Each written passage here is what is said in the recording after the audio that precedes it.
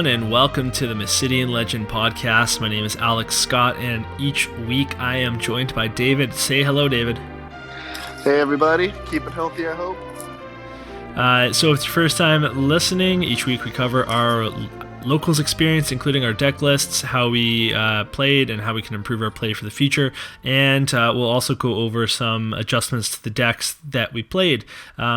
So before we get started, we're going to talk about our deal for all of our listeners. If you shop at Cards of Evilise for your singles, you can use the promo code PALM10 for your purchase. And when you do that, it shows that you support the Mysidia Post. And it gets you a nice little discount on your order. And with that being said, let's get into the podcast.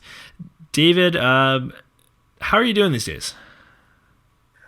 I mean, I'm about as good as anybody else in these crazy times. Yeah, you found yourself a lot of free time because of the pandemic? Yeah, 3 weeks off of work. I work at a bar, so all bars are pretty much shut down. So now we're closed for 3 weeks minimum. Oh, I'm really sorry, man. I do want to extend an olive branch. I will hire you as my butler. Don't tempt me. You'll take anything. I'll take anything. Yeah, it's kind of worked out for me in that I'm currently on spring break as I'm a teacher, so I have this time off anyway, and tomorrow is going to be a big announcement about what's going to happen to teachers and what's going to happen to public schools here in British Columbia and Canada. So I'm a little nervous for that, but otherwise, locals have been shut down, so now stores, game stores seem to be closing their play areas, no longer keeping those open. They're changing adjusted hours just to sell cards, but that means that no local events are firing. So we do have one locals to talk about from last week, but overall, going forward, we're not going to have local events. We are looking this week at doing something on Octagon. If we can get together some people, we'll do an online locals, but otherwise, it's kind of an interesting time for a TCG right now. I mean, it's an interesting time for anything because I'm trying to get as a football coach, I was getting the full swing of that, prepping for preseason stuff. Pre-release for, obviously, Opus 11 was right around the corner coming out, so now that's going to be canceled everywhere too.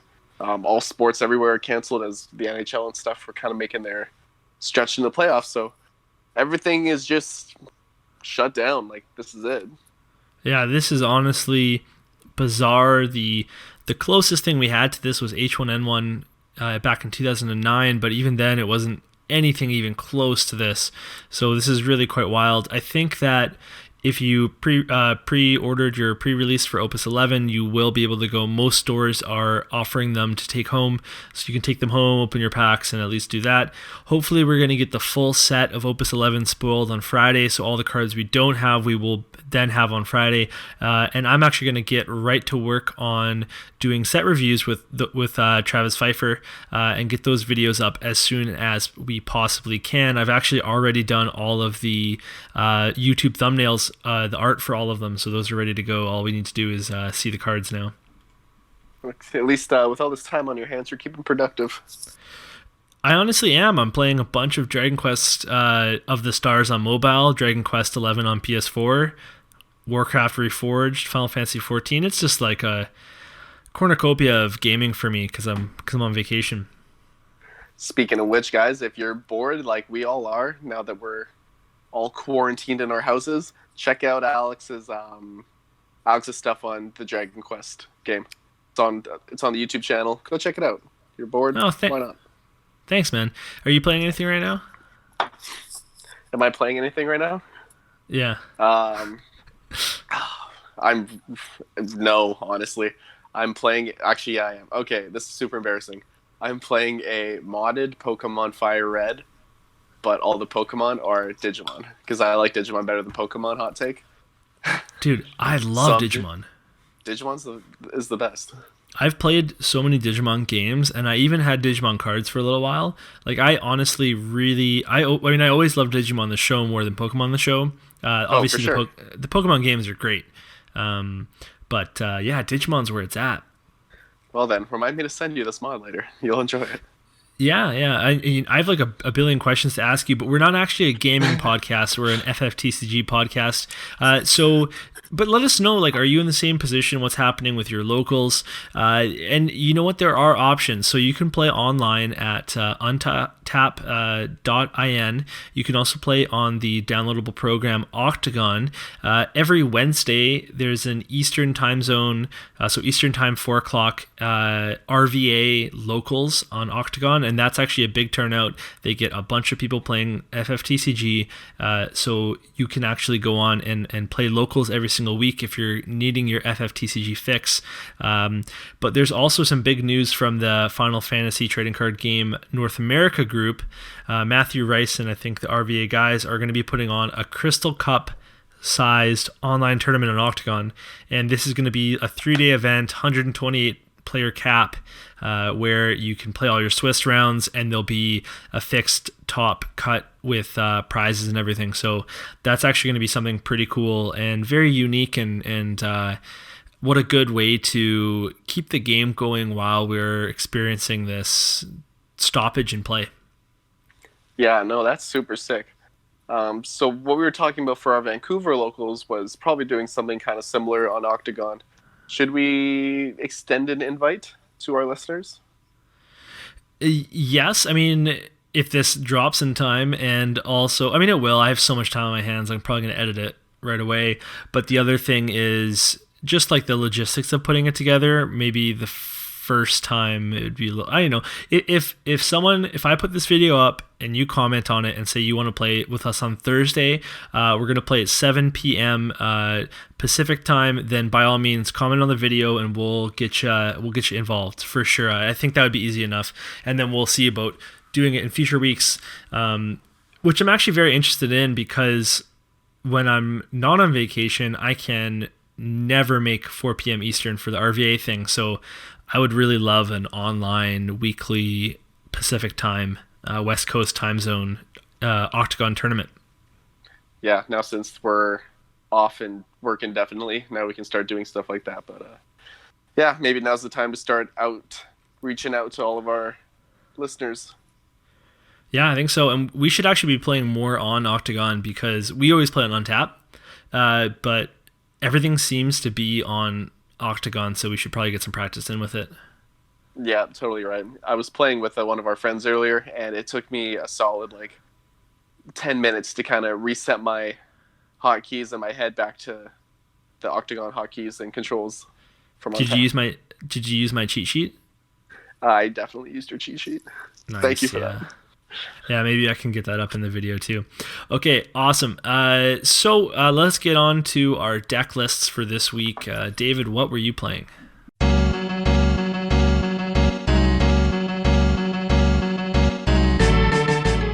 I'm continuing my quest to make Windwater suck.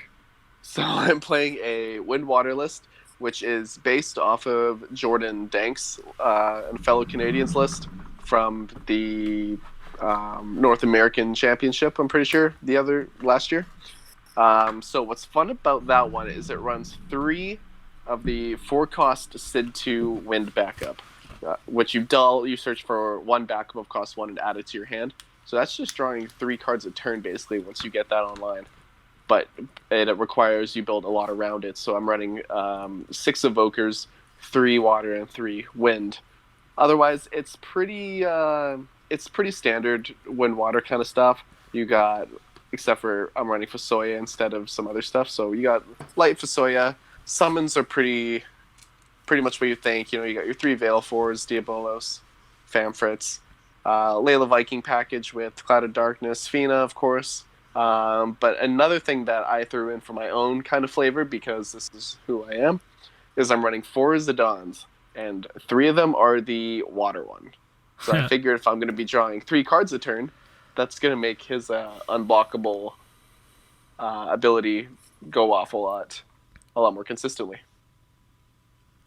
Yeah, well, you know what? It's a list that I haven't played, but I've actually seen quite a bit of, because I know Jordan Dank played a lot of Sid 2 that season, and that's something that we saw quite a bit. And Fusia was still in style, so I'm excited to hear how that went for you, because I don't think I actually know how your matches went. Well, we will find out after we go over your deck list. Awesome. So I decided to go back to my favorite archetype of all time, or favorite element, which is Mono Earth. This is a Mono Earth deck with some dark cards in it, specifically Kadaj and Zodiark, Keeper of Precepts.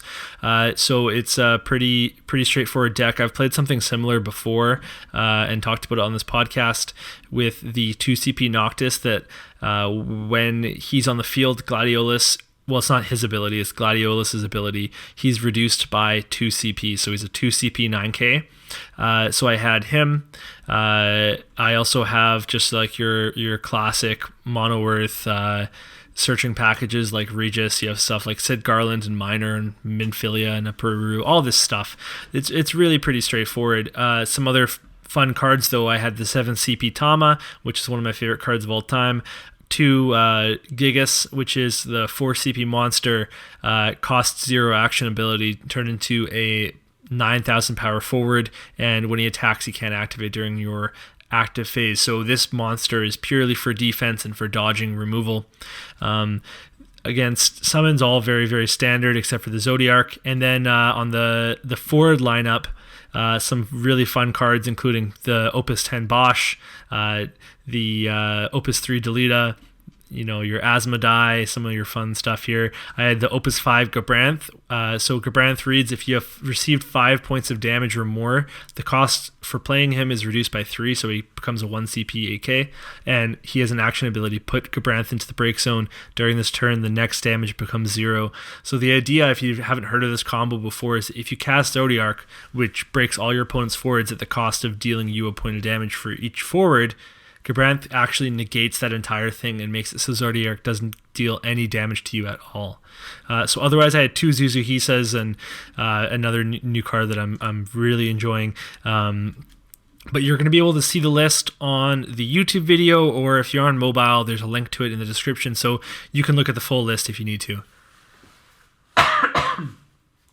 Yeah, the thing is that I've spent so much time trying to talk you out of playing dark cards because you're just cursed, but I mean, your Zodiark doesn't really count because it's just kind of it's a summon, so you can still cast it at any time, but still worrisome.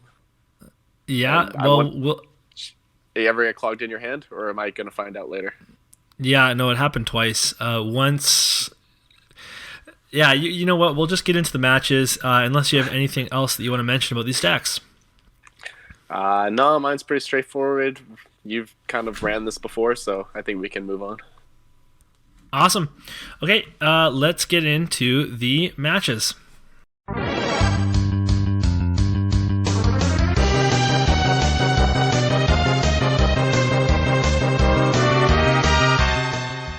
So for round 1, who are you playing there, David? I am playing against a Golbez deck. So Golbez is now back from his Opus 1 basement.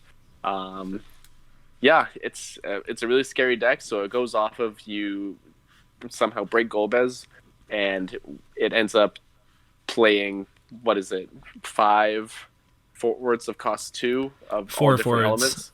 4 forwards of cost 2, as long as they're all different elements, onto the field. So what he does with this is the Golbez gets broken. He plays out the forwards, one of them being the new 2 CP Cloud, and one of them being the 2 CP Ramza, which gives stuff haste when you dull him. And one of his backups was the Lightning Red Mage that gives haste. So you would give Ramza haste to give Cloud haste, and then shenanigans would ensue. It's a very complicated deck. I think it looks very fun. It's one of the decks that I think this game kind of needed, was something so intricate like that. And he pulls it out very well. Yeah, that is. I've played against that deck a few times now, and it's pretty crazy. And it can go off in a second, and you'll lose the game before you can even blink. It's like it's like Rampierre on steroids. Like Rampierre can fill up a big board, well, this can fill up a board much quicker. Yeah, and it just has so many ways to do it too. So you really can't just wait around for it to happen. You have to be proactive and you have to get after them. Yep, and that's exactly what I tried to do. I thought with Water Wind, I had a pretty good matchup because Athena would just pretty much clear that entire board, no big deal. So that's pretty much what happened. It was a really, really close game. I broke the first Golbez. He floods the board with a bunch of mini mites. I'm able to Fina. Second one comes up, break it. Bunch of mini mites. I'm able to break all them. Third one comes up. I'm unable to draw that last Fina, and he's able to just kind of get off his stuff. Fasoy at this point is just useless because I can't just ping one of them. Like, I need to get rid of all of them as soon as I can. And Veil 4 just doesn't do enough damage to the board to get rid of them, because typically your 2 drops are 5k-ish. So it just wasn't enough. And yeah, unfortunately, it came right down to the wire, but I think I lost at 7-5. Oh, that's rough. And I know that deck, you feel like you can get around it. You feel like you can squeak out a win, and then it snowballs so fast. And even some of its cheaper forwards can get pretty powerful. If looking at something like Luso, it can get pretty strong. And the upgrading from the cloud is just crazy when it brings out something like a Sephiroth or a Bartz, and you're just not able to deal with it right away. Then you're in trouble. That was the thing. Every time that Golbez would break, I would need to have a Fiend in hand. So the one time that I didn't, it was pretty much game over at that point. Really close game. Both of us were sweating, but he came away with it. Very interesting deck. Nice work, Greg. Nice work, Greg. Good job, kid. All right, so I had my rounds all mixed up. My first round was against our good friend Yuda, and he was playing a deck that David had made for him. So David, why don't you quickly catch everybody up on what this deck is? Catch me off guard here in the middle of drinking water. Okay, so as I said in the previous podcast, I was working on kind of modernizing decks that I had used previously. So this is a deck that I played a lot back in Opus, or made from Opus 3 and 4 cards, and just kind of made it a little more modern. Do you want me to go through the whole deck list? No, just the basic, like, what is it? All right, so basically it's just a Fire Water tempo deck. It has the Final Fantasy IX package. You got Steiner, Ico, Mog, and Light Zidane. It basically wants to keep building hand advantage, keep your opponents blocking very poorly. So you got things like Ignacio or 4 CP Legend Land from Opus 7, and Selfie in the back row to kind of buff you up a little bit. But it also has a couple of board clears, so that in case you do fall behind, it's really easy it's supposed to be able to catch up. So you have things like 9 CP Bahamut, and you run Zodiark, but this is running Ultima, the High Seraph, so it clears. Yeah, right. Okay, I remember that. Yeah, so it clears all forwards on both sides of the board, except for light and dark forwards. So the point is that you're going to have Zidane on there when you cast it. It reduces its cost by 2, and then it's a big tempo swing. And then there's also 1 copy of Opus 1 Cloud of Darkness to also kind of clear the field in case things are going south for you. And then as a backup contingency plan, it's got the Opus 1 Legend Tidus, the one that has the special of Blitz Ace. So basically swing for as many points of damage as you have. Man, you just went over the whole deck list. Yeah, pretty much. I tried to do it as succinctly as I could. Yeah, so I played against this magnificent deck that David had built, and I just got out early with my big boys. I had a big Gladiolus, C card at one point, Cecil and Asmodai, all these big forwards. Kadash came in at some point, and I just got started swinging for damage, and I continuously did that. And Yuta was just on the back foot. And at one point, he started to mount a little bit of a comeback, and he played Tidus, and we were kind of at a stalemate. I was ahead on damage, but I knew that if I allowed that Tidus to go off, then I would be in serious trouble because Blitzace was live to basically have lethal.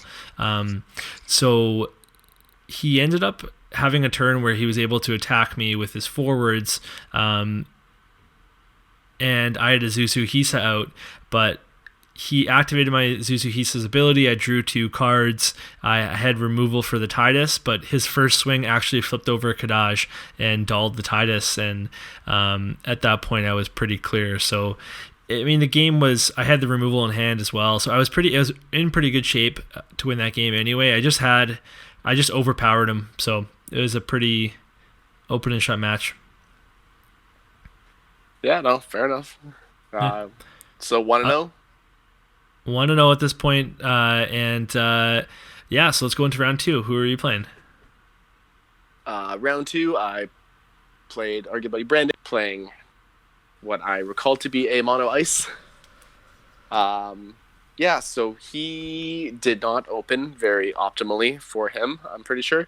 He kind of just kept playing forwards. He had no backups up. He just kept pitching to try and play forwards, try and make me discard so I couldn't mount up any tempo, and then also getting damage with things like Genesis so that I was discarding with those 2. But eventually I was able to, it's wind water, right? So it's not all that difficult to get set up. And then once you do, if they don't have the backups and resources to answer you, it's really tough for them to keep up.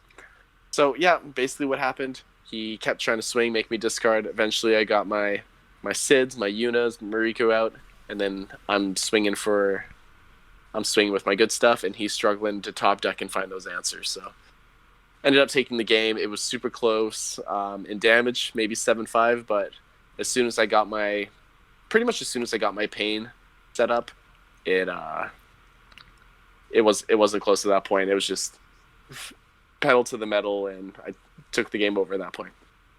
Way to go, bud. Oh, hey, thanks, man. Yeah, I'm so proud of you. Wow, I actually got a win with my big crummy wind water.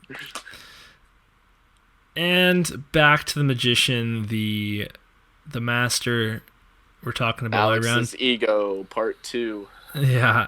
I was playing... So I was playing against our new Australian friend Scott, and he was playing Earthfire again, except he was able to upgrade his deck a little bit from last week. And I look at my opening hand, no backups. So I take a mulligan. I look at my next hand, and it was literally Kadaj, Zodiark, and Kadaj, Zodiark, and Shantoto, and then like a couple other forwards, and it was just unplayable. But nothing I can do, so I played turn 1 Kadaj, of course, and just start swinging on him. And he's, unfortunately, he has to open pretty well. It's not like terrible, but he opens a 6 CP Star Sybil to search another backup, to search Cam. He actually gets his Cam out, puts a Chaos out, so he's developing faster than me, but I've got this pesky little Kadaj that's swinging in, giving himself 2k Brave, swinging over the Camelot. I put a Star Sybil into the break zone, so now he's kind of like making his way back in CP advantage, and he plays... we were just talking about it, Ignacio. At this point, I'm a little bit worried, but I still have that Zodiac Keeper of Precepts. And I basically think, like, well, I got to cast this on his attack. So I'm going to leave Kadaj up so he's on the field during my opponent's turn. I'm going to block his one of his forwards so that hopefully the Ignacio, so he'll pitch a card to power it up, and then that's when I'll... Ignacio, actually. Yeah, Ignacio. And then I'll hit the the Zodiark and make him waste a card. And I got very lucky because he blocked. He attacked with the Cam. First, I didn't want to take the point of damage, so I blocked the Kadaj. He casts a Titan, which is a 5 CP card, which blanked his hand. I responded with the Zodiark to break his 2 forwards. I took 2 points of damage.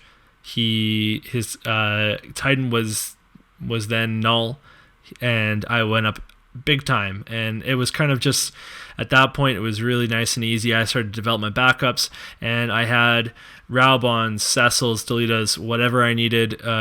Asmodeis to just kind of break his forwards and stay on board and swing out. And so just like this really key Zodiark play won me the match somewhere in the early game. No, that's a huge tempo swing because he's thinking that he's countering you, but in reality, he's just playing right into your hand and losing all of his cards. Yeah, and the Zodiark's 4 CP when you have Kadaj out, so it was nice and easy to cast, and overall just makes me want to play that card now all the time.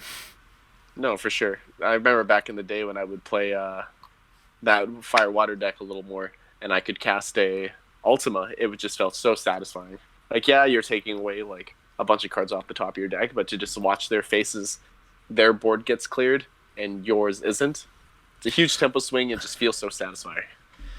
Let me double. Ultima, does she not clear both boards? Yeah, clears both boards except for all light and dark forwards. Right, of course, yeah, exactly. And then Zodiark is a one-sided board clear, which is pretty sweet. Yeah. Although with a much less expendable resource. Yeah, you can argue which one is better, but I play typically with light cards, and you typically play with dark cards. So that's correct. And it works out for you too, because Earth typically has a lot of synergies with damage that you take, whereas exactly. Fire, not so much. Yeah. All right, round 3. All right, round 3. I played against Scott, and this was very back and forth match again. So pretty much all 3 of my matches could have gone either way. And so he starts out super hot. He's playing his Ignacio and giving haste and stuff and swinging as fast as he can to try and outpace me. Eventually I get set up and I'm able to stop the bleeding a little bit. And with the thing with that deck, for an Earth Fire deck, he draws a lot. Oh, like, so much. It draws more than this Water Wind does. And this Water Wind is built exclusively on drawing cards. Like, it's supposed to deck you out almost. So it basically came down to the last turn. We're both sitting at like 5 and 6 damage. But if he doesn't kill me on this next turn, he decks out. So he has to kill me on this turn. So I made this huge misplay of just basically not having enough forwards to block. And I know I had the resources to do it, but I paid for it in such a stupid way that I didn't have all the forwards out. So he ended up being able to swing through, get that last point of damage. He had 1 card left on his pile, so I just had to survive that turn. I didn't think it through, and I took the L and went 1 and 2 for the day. But honestly, if I'm playing at my best and if I'm thinking all the way through, I could have probably gone 3 and 0 this week. Yeah, I can definitely see that too, and especially that last game, you could have easily won that at the end there. So what could you change? What could you do differently? So if you're playing your CP wrong, what's the step to fix that? It's really just take a breath, maybe look away from the board, and then look back up with fresh eyes with it. So I really felt like I was overthinking it a little bit. And then basically what it came down to was I ended up putting a Viking into the break zone rather than one of my Zidans, which I already had a Zidane on the field. So okay. that was it right there. Was just I panicked. I tried to outthink it, just kind of outsmart myself, when really all I needed to do was take a second, kind of blank my mind, look back with clear eyes, and play it properly, because that's just such a simple play. It was just, I just need bodies here and I win, and I had it in Yeah. my hand. I just And do you ever sequence your turns? What do you mean? Like at the start of your turn, you think about everything you're going to do in that turn in steps. So you say, step one, I'm going to play Zidane, and to do that, I'm going to tap these two backups. And step two will be to do this, step three will be that, and step four will be pass the turn. And then you look at your sequence and you say, okay. Honestly, I've gotten away from that recently, probably since we did the Winnabox not too long ago. That was like the last time I actually did sequencing, and I've seen my play suffer for it. So I think, yes, I need to get back on that and just kind of be like, okay, I'm going to do this, and I'm going to pay for it like this, and kind of make a step-by-step, and then double-check my work. Yeah, you don't necessarily have to be the person that's like tapping a bunch of backups and like putting all their cards in different piles all over the mat, like as they do all their math. Like that's, you don't necessarily have to go that far, but and I also don't always sequence. Like there's absolutely times where I rush, but it makes such a huge difference in big turns like that when you can sequence your plays. Yeah, I think that's what I really need to get back to, because I'm almost kind of used to having fairly autoplay decks with my main Firewater 9, where it's just give a lot of guys haste and yell, let's swing, and then playing an optimized Water Wind. You don't really have to think all that much. So I think now that I'm playing less optimal decks and more fun decks to try and have some fun, I need to, if I also want to win, I need to get back to doing that, honestly. And if I want to play competitive, then I really have to get back on that. Well, it sounds like you need my little Moogle advice card. Yeah, sure do. Can you write a book, please? Did I show you that? No, but it sounds great. Oh, it's awesome. I'll put an image of it up on the video, but basically it's a little card that has like an acronym for like what you have to do each turn, little tips. And it has, what's the little Wanderer Moogle from FF9? Artemisian. Oh no, Stiltskin. Stiltskin. He's on there and he's looking super cute. And it's actually something that I brought to Portland last year for the CC, and I gave to all of my teammates. But then we kind of realized you're not allowed to have it like paper out on the mat with you, which is lame. So it's something that I looked in between rounds, and it reminded me of what I needed to do, because it's just like these things that you forget when the pressure's on. And that's obviously a very different situation to this, but it's helpful. I have a bunch of copies of it, so I'll give you one. Yeah, I'd like to take a look at it. Sounds kind of cute. Cool. Awesome. Okay, so my round 3 was against Greg, and this was for all the store credit.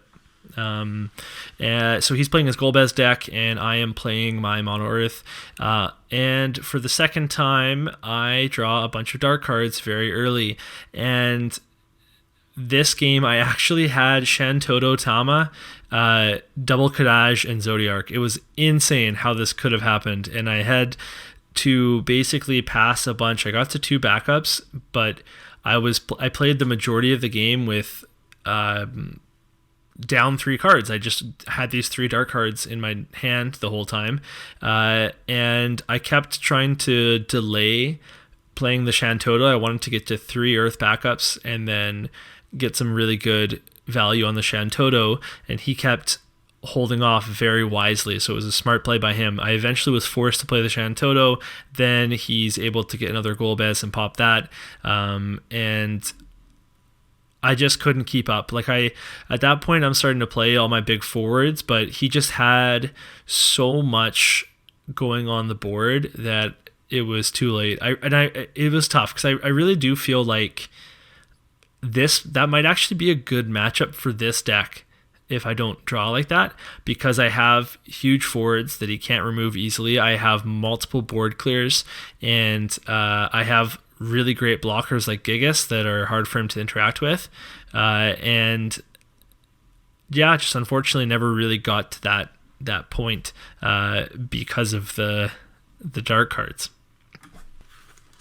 Sorry, Yeah, unfortunately with that deck, it's you need to have those board clears almost on command, and you got to be holding on to them.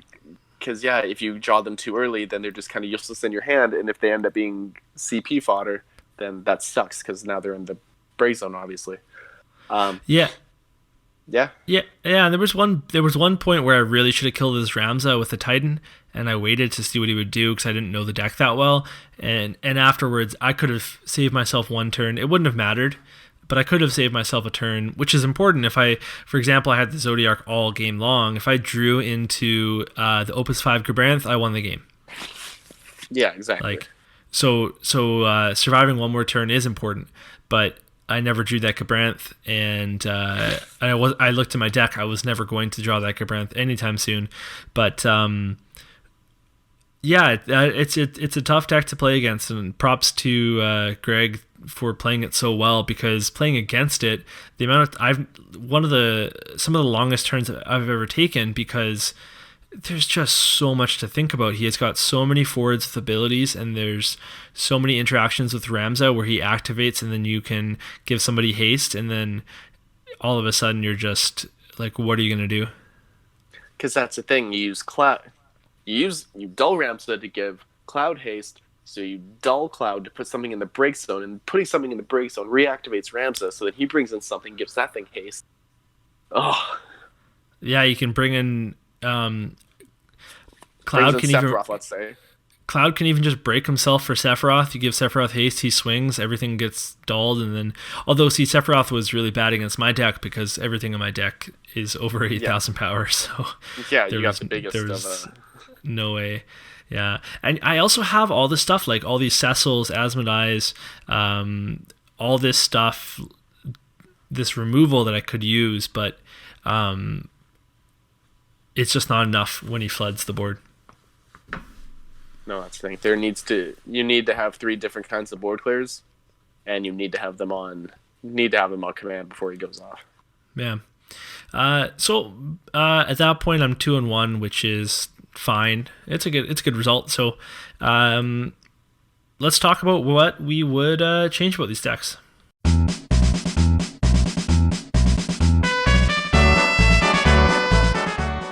Yes, let's. So moving on to my deck, again, I think the biggest thing is I just kind of need to stop, think, play.